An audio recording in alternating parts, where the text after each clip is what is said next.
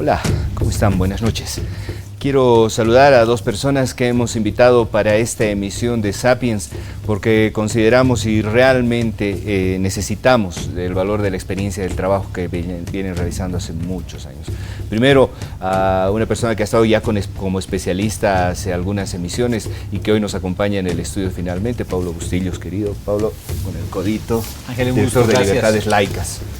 Esto del Estado laico que tiene tanto que abordarse, de tanto que hablar y tanto que además como socializar con la gente, ¿no? Sí, está muy vinculado al tema también que vamos a hablar el día de hoy, porque pareciera que es un tema que tiene que ver con asuntos religiosos y más bien está más vinculado a los derechos humanos. Totalmente. Y de manera más directa a los derechos sexuales y reproductivos también. Así es. Y lo saludo a nuestro compa Freddy Huaras. tal? Paz. ¿Cómo estás, Freddy? ¿Bien? Bien, bien, gracias también nuevamente por la invitación y aquí para poder compartir con Paulo, ¿no? Que lo veo de bastante tiempo. Sí. Con el cual No es fácil de ver a Pablo. Sí, no, hemos trabajado Se mucho en esconde. algunas cosas y ahora es un grato placer de poder compartir con él también. Gracias, Freddy. Igual. A ver, Pablo, empezamos contigo para darle un poquito de contexto a la importancia y a la necesidad de hablar de estos temas que tienen referencia muy cercana al informe del Fondo de Población de las Naciones Unidas, pero que desde luego queremos como aterrizarlo en el contexto nacional. Sí, mira, es un tema lacerante, muy duro, que tiene que ver no solamente con lo específico de los derechos sexuales y reproductivos, sino con un impacto de desarrollo del país. Cuando hablamos de que 2 de cada 10 adolescentes en Bolivia ya están embarazadas, ¿no? O son madres, y en los lugares más pobres de Bolivia son 4 de cada 10 adolescentes ya están embarazadas, en Pando, en los municipios más pobres. Estamos hablando de un gran segmento de la población boliviana que está condenado a la pobreza, a la marginalidad, ¿no? Entonces, estamos hablando de que son niñas que todavía no han desarrollado a plenitud sus condiciones para tomar decisiones de manera autónoma y que han sido expuestas a una violencia sistemática y una violencia sexual que eventualmente va a truncar sus expectativas de vida. Es un tema, como te digo, muy, muy complejo, pero fundamental de abordar para comprender la realidad tan triste que está viviendo Bolivia en este momento. Para Freddy, lo que nos dice Paulo debería preocuparnos, pero parece que como que nos pasa por encima, ¿no? Tenemos una sociedad medio extraña que se puede enrollar fácilmente en debates por si un zorro silvestre puede o no vivir en un centro urbano. Nos podemos poner a discutir sobre la situación legal de algunos políticos, pero de pronto aparece una niña de 9 años muerta en una acera con claras pruebas de que había sido violada antes y que además había sido violada antes de su muerte.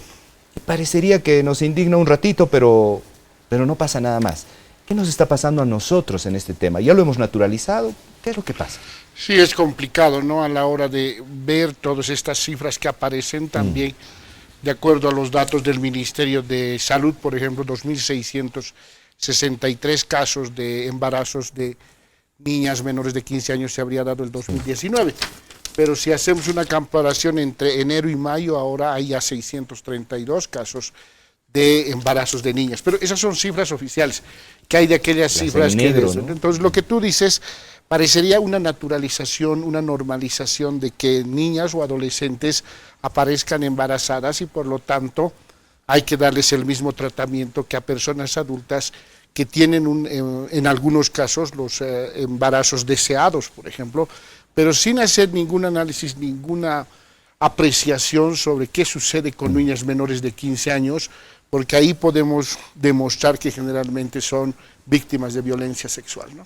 Ahora, Pablo, cuando hablamos de violencia sexual hacia niñas, de inmediato uno pensaría, pero si tenemos leyes, normas, esto debería estar más controlado, hay una inacción por parte del Estado, hay una naturalización por parte de nosotros, nos da vergüenza en nuestros núcleos familiares reconocer que ha habido uno de estos eventos, entonces lo ocultamos. ¿Qué es lo que pasa? Mira, lo que ha avanzado la sociedad boliviana ha sido en la parte normativa. O sea, tiene muy buenas leyes, tiene algunas políticas. El tema es que estas leyes no se están respetando y las políticas no se están ejecutando adecuadamente. No se están haciendo acciones de educación y prevención en las escuelas, en las familias. no se está invirtiendo la suficiente cantidad de recursos para garantizar una intervención adecuada del Estado en estos temas. Y es justamente la ausencia de Estado para prevenir, para que no ocurran estas cosas, porque, como Freddy dijo, las cifras todos los días nos muestran cifras rojas de asesinatos, de muertes, de violación. Y en la medida de que no solamente tengamos una norma, sino que el Estado, quienes son miembros del Estado, se compren el pleito, no tengan una política escrita en un papel, sino con recursos y apliquen, y además bajo un enfoque de política basado en criterios técnicos y científicos, ¿no? Claro. Y no en criterios ni preceptos religiosos. Gran parte de la ausencia en este momento que existe en Bolivia para que los niños, adolescentes y jóvenes puedan acceder a una educación en la sexualidad de una manera científica, sana, viene de los prejuicios religiosos de autoridades públicas que incluso estaban en el Ministerio de Educación y que no han permitido que se implemente un Plan Nacional de Educación para la Sexualidad, por ejemplo, ¿no? Temas como esos son temas de fondo, que el Estado, y ojalá quienes ahora estamos entrando en una contienda política, etcétera, vean hacia futuro. Si el Estado no hace una intervención eficiente en estos temas, con muchos recursos, bajo un enfoque de derechos humanos, ¿no? Y de educación para la sexualidad, esas acciones que aparece un ministro mostrándolo al delincuente, esas acciones que aparecen queriéndolo linchar o hacer una castración, van a ser cosas que no han de cambiar las cosas de fondo. Ahora, Pablo, parecería una locura tener que esperar a que una niña muera para un poquito indignarnos un par de días, una semanita, hablar, postear algo en nuestro Facebook y que luego todo siga igual. Parecería que en la medida en la que no muera, en la medida en la que no viva violencia porque no está así como muy mostrado, una adolescente eventualmente se puede embarazar, no está tan grave, podemos como que dejarlo pasar, y esto tiene mucho que ver con las prácticas machistas que tenemos también en nuestro sistema. Justamente, el patriarcado ha naturalizado la violencia contra las mujeres, sí, ¿no?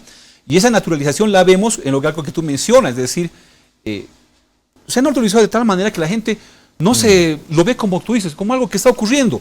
Y eso son políticas públicas, es decir, no podemos dejar de educar a nuestros niños, niñas, adolescentes y jóvenes, especialmente en las áreas rurales, en esos espacios tan vulnerables, en los que no tienen una posta de salud, no tienen acceso a métodos de planificación familiar, no tienen acceso a justicia en casos de violación, ¿no? Entonces, esos temas está como todo tendido para que se vulneren los derechos de las adolescentes, ¿no? Y revertir eso es pues una intervención del Estado, pero comprometida y con todo, ¿no? Ahora, es realmente llamativo que lo voy escuchando a Paulo y vienen a mi cabeza los argumentos. Y es que esta juventud es descarriada, ¿no? Es así como, estas chicas que no tienen conciencia, no saben. Pero todo parecería que se concentra al hecho de valores, religión, lo que pasa es que... Y no, tiene que ver con un aspecto que además no le deja al adolescente, al joven, discutir sobre su sexualidad, hablar sobre sus derechos reproductivos. Tengo una cifra de que cada año abortan casi 500.000 de niñas en el mundo. Imagínate, ¿cómo podemos verdaderamente hacer piel en la gente que está viendo en este momento el programa cuando le contamos que 500.000 niñas se embarazan cada año y además abortan, cuando el aborto es penalizado? Sí, no, es complicado. Solamente ver, por ejemplo, en el caso de legislación boliviana, hace más de 46 años está vigente el tema del aborto impune o el aborto en casos extremos como es la violación, por ejemplo. Sí. Y durante ese tiempo, más o menos hasta el 2014, que fue la sentencia constitucional que sacó y reguló el tema de la interrupción legal del embarazo, las cifras oficiales eran como si se hubiera ocurrido 30 violaciones en el país, o sea, y en 40 y tantos años. Es increíble reflejar frente a una investigación que hizo IPAS, las cifras hablan que se llama, donde se observa que ha habido 53.000 casos de interrupciones de embarazo y que de alguna u otra manera profesionales del área de salud no querían asumir una responsabilidad, como en el caso que señala Paulo, sobre situaciones de violación que se presentan. Ahora en la pandemia, por ejemplo, Hubo varios casos de violación sexual que lo conocemos. Por ejemplo, uno que nos llegó a nosotros como noticia, una niña de Mapiri que nadie la podía atender. Defensoría de la Niñez, niña de 12 años, la Defensoría de la Niñez no quería hacerse cargo, desconocía el procedimiento que se debería hacer en una ILE, víctima de violación. A la niña tuvimos que hacerla llegar hasta la ciudad de La Paz para poder coadyuvar y hacer ejercer uno de sus derechos en este sentido, ¿no? Y es lamentable de poder seguir viendo estos aspectos, y me place que el UNFPA haya sacado un informe que se llama Contra mi voluntad. Esos desafíos culturales, que es lo que tú dices, esa naturalización que también pasa por estos niveles culturales y sociales de los que tenemos, ¿no? Pablo, los hombres, ¿estamos preparados para este debate? Si a un hombre adulto, mayor, le planteas este tema, ¿realmente estaremos en la capacidad de abstraerlos, de decir, oye, sí, es una locura, ¿qué tengo que hacer yo a mis 40 años con una chica de 15? Hay algo que ahí no está bien encuadrado, pero una vez más, en ciertas regiones del mundo y también en Bolivia está muy naturalizado, ¿no? El hacendado, el hombre que tiene la posición económica, la posibilidad de, entre comillas, darle estabilidad a una niña, sencillamente la puede pedir y se puede casar. Sí, mira, lo que tú dices, lo que me preguntas si estamos preparados, no estamos preparados, ¿no? Pero no tenemos información, no estamos preparados, pero nos damos el lujo de opinar en todo. Ese machismo, ese patriarcado culturalmente arraigado en todas nuestras prácticas es la fuente de la vulneración sistemática de los derechos. Entonces, los hombres, ¿qué tenemos que hacer? Deconstruir ese machismo, esa masculinidad hegemónica, violenta, opresora, ¿no? Y construir una masculinidad sensible que se construya en base a información científica, y además afectiva, ¿no? Y que contribuya a la construcción de una sociedad más justa y equitativa, ¿no? De lo contrario, ¿no? Seguir dejando que el patriarcado instituido tome decisiones sobre los cuerpos de las mujeres, ¿no? Es una institución perversa. Más allá de toda la información, más allá de todos los datos que podemos compartirles en este o en otros espacios, más allá de los informes que saquen organismos internacionales como el UNFPA o organismos no gubernamentales que se dedican a esta temática, creo que es esencial y fundamental sensibilizarnos en el tema. Entender en el entorno familiar la enorme contención que puede ser para nuestras niñas y para nuestros niños el hablar abiertamente de estos temas. Trascender el hecho de los rigores que nos han dejado nuestras religiones o lo conservadores que queremos ser al interior de nuestras familias para realmente abrirles una oportunidad enorme de que entiendan que el ejercicio pleno de derechos es urgente hoy más que nunca. Porque, y con esto voy a cerrar el bloque, ¿usted sabía que cada año al menos dan a luz 2 millones de niñas menores de 15 años? Esto es una locura, porque desde luego tiene que ver con un problema social que no estamos sabiendo manejar, que no lo estamos entendiendo y que peor, no lo queremos debatir. Y que a nosotros los hombres desde luego nos interpela de frente y que por supuesto este sistema nos da todos los argumentos como para invisibilizarlo, ponerlo debajo del tapete y seguir con nuestra vida todos los días. Vámonos a un corte, ahora vuelve Sapiens, activismo contra el machismo.